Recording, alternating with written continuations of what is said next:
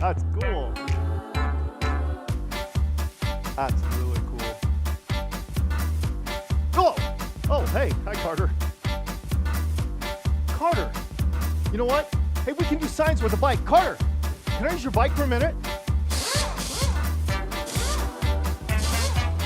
Ah, cool. Yeah, that should work just fine. Yep. Nice. Oh, hey, thanks. Have fun on your unicycle.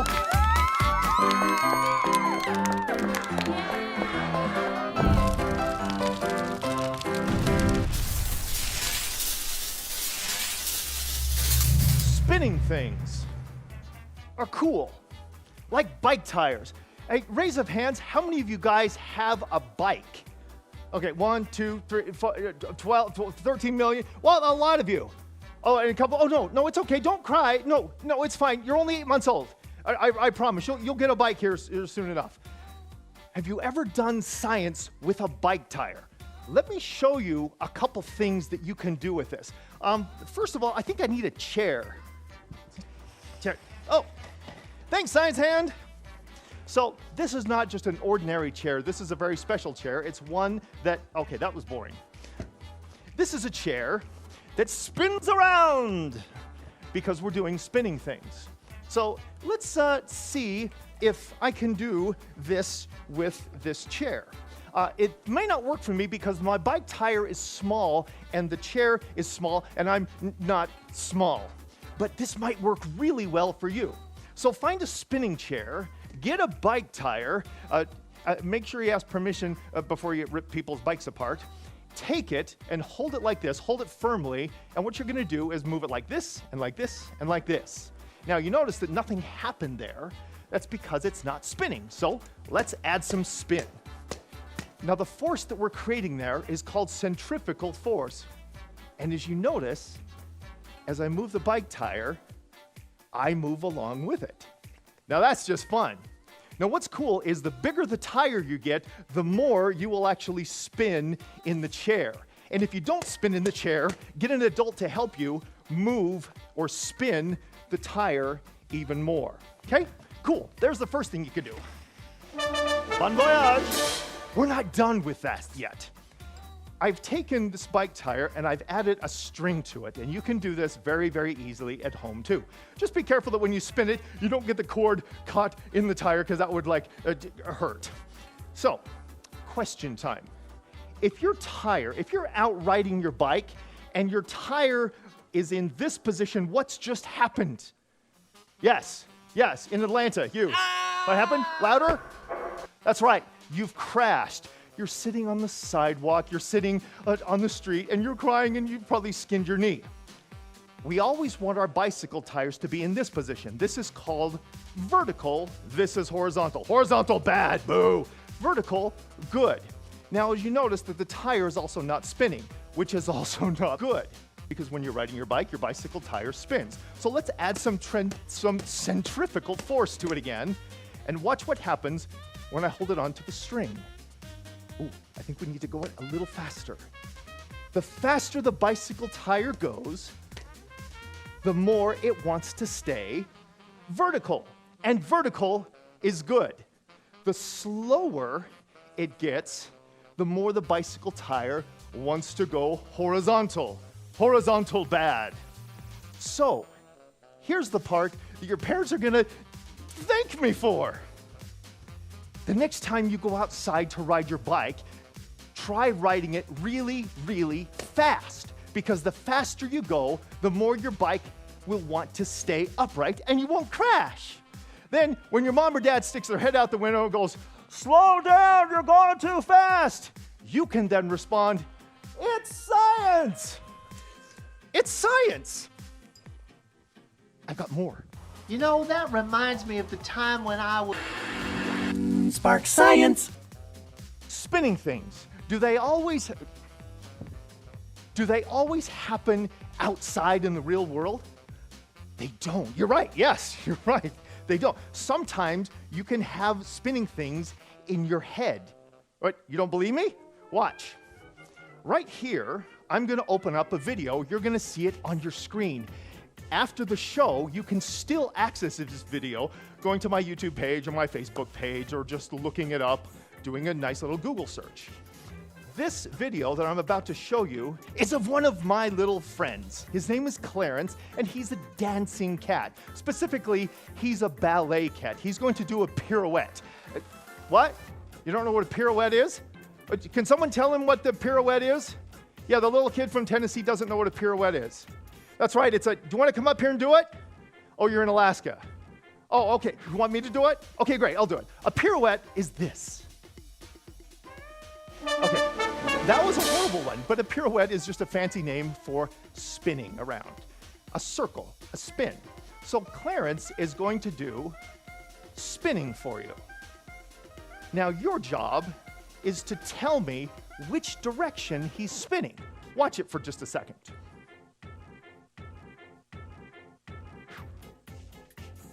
Now, is he spinning clockwise or is he spinning counterclockwise? Which is it? What do you think? Okay, everybody out there who thinks he's spinning clockwise, raise your hands. 1, 2, 3, 4, 5, 6, 7, 8, 9, 10, 40 million. Although those who think you're spinning counterclockwise, raise your hands. 1, 2, 3, 4, 5, 6, 7, 8, 2.1 billion. Okay, well that's not the same. Should he be spinning in 2 directions at once? He said yes. No, sir, I'm sorry. Cats and people and things can't spin 2 directions at the same time. But that's good. Thank you for your input. What's really happening here is that the spinning action is actually taking place in your mind. And this is a mind illusion. Some people call it an optical illusion. I like to call it a mind illusion because what's actually happening is Clarence is not spinning at all. He's rotating 180 degrees back and forth.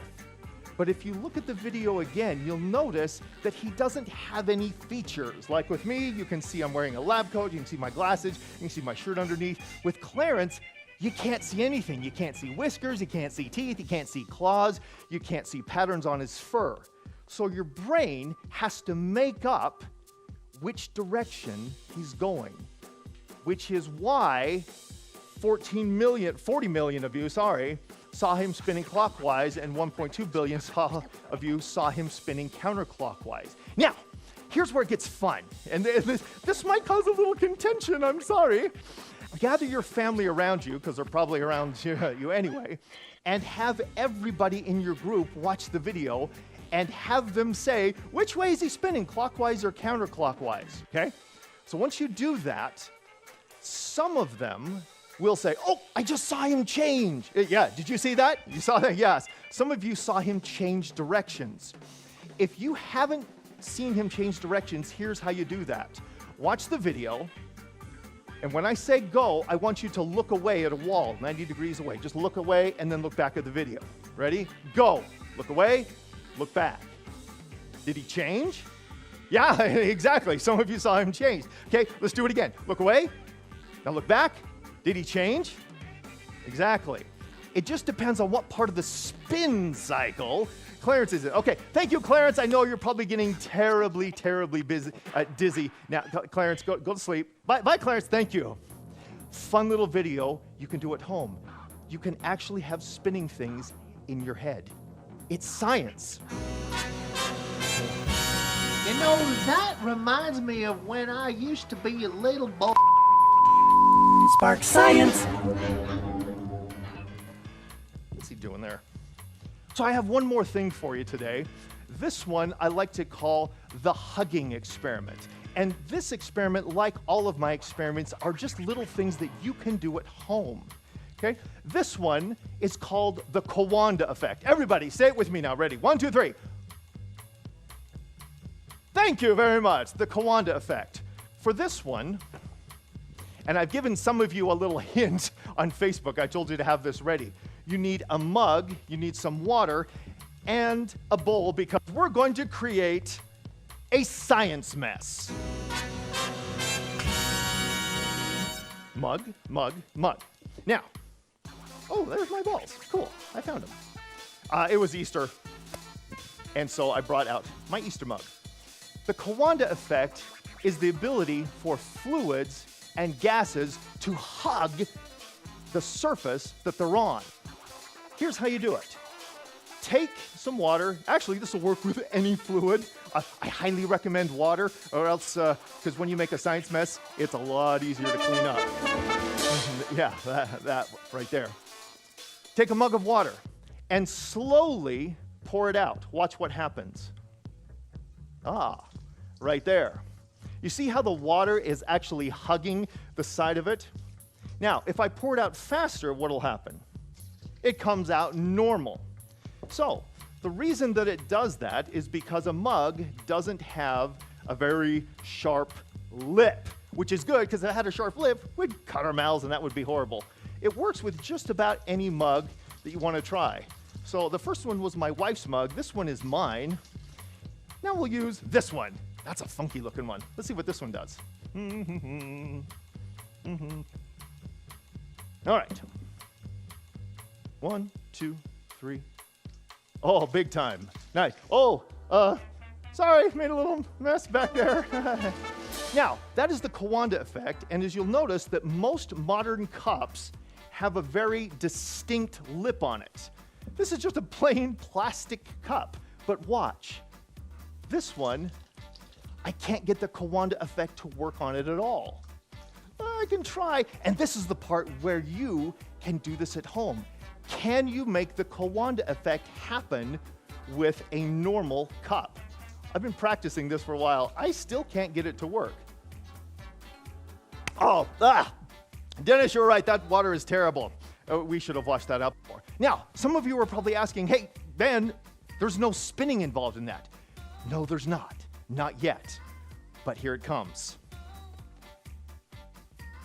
The Kawanda effect also works with gases. In this time, we're going to use the air or the gas coming out of a blow dryer. Where's my power? Oh, yes? Oh, thanks, science hand. Oh, there it is. It's right there. All right. Take a blow dryer. Turn it on. There's definitely air coming out of it. Now the question is, what shape is the air coming out of it? Anyone? A circle? Good, close. It's a circle that's been stretched out. What do we call that? Exactly right, a cylinder. It's a cylinder of air. So now that we have a cylinder of air, we're going to use this. Ping pong balls. Some of you have probably already done this. This is a really fun experiment that I know has been cycling around on YouTube, but you never knew the name of it until now. This is the Kawanda effect. So there we got one. Can we do two? Can we? Let's see.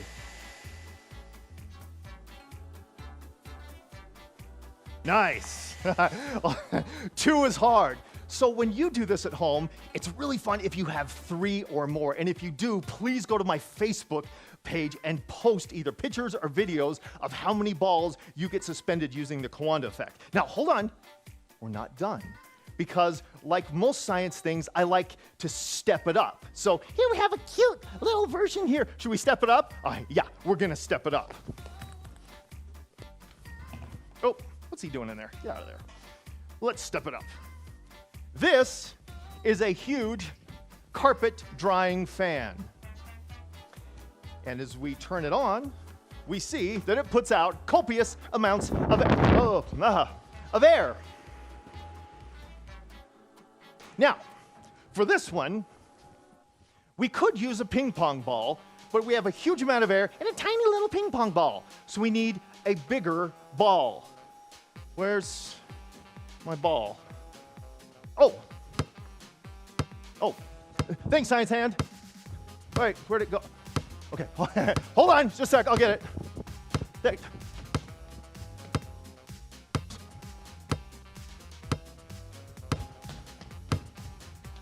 Wait. Okay, I got it. Hold on, I got it. Not here.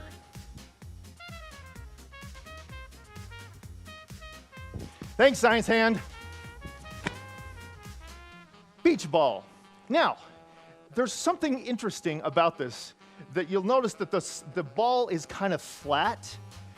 The Kawanda effect works really, really well, but only with surfaces that are tight and smooth.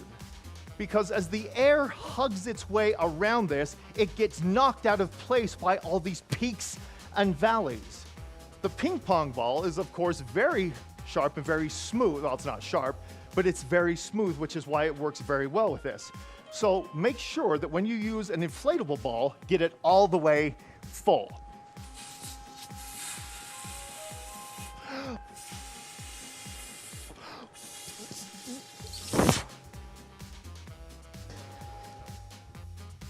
I told you, science mess. Here we go. Kawanda effect with air. 3, 2, 1. Boom. That's cool. So guys, I taught this to my kids at home, and one day I came home from work and I found my son and he had done this. He tweaked my own experiment for me. He took this, and he took a smaller ball. He took the fan and he rotated it so the air is no longer shooting straight up, it's shooting at an angle. And he did this. Now that's cool. The Kawanda effect. It's science. No, that reminds me of the time when we ate our pet Rottweiler. Spark Science. Science is like a puzzle. As you look at it at first glance, it seems like it's impossible, like there's no possible way to solve or get an answer. But as you work through things, as you think about things, as you play and tweak with it, the answer will reveal itself. Now it's your turn to figure stuff out. Ready? Go. We'll see you next week.